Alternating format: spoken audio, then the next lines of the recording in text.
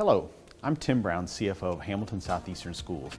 I want to take a minute to share an update we presented at the August 12th Board of School Trustees meeting about the proposed replacement operating referendum. When we first started working through the numbers, the district's 2027 net assessed property values were still just estimates. Those values have now been certified, which allowed us to take another look at our projections. Based on that new information, we have lowered the anticipated first-year rate from $2,275 to 22 cents per $100 of assessed property value.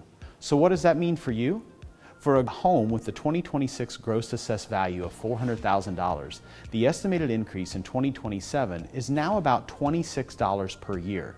This is down from the previous estimate of $37. I also want to clarify one number you'll see on the ballot.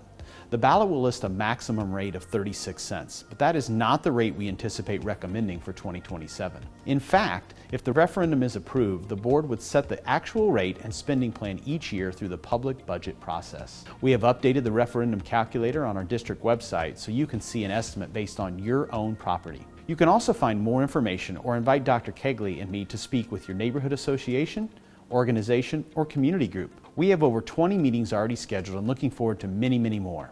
As always, please reach out if you have any questions. We're happy to talk through them with you.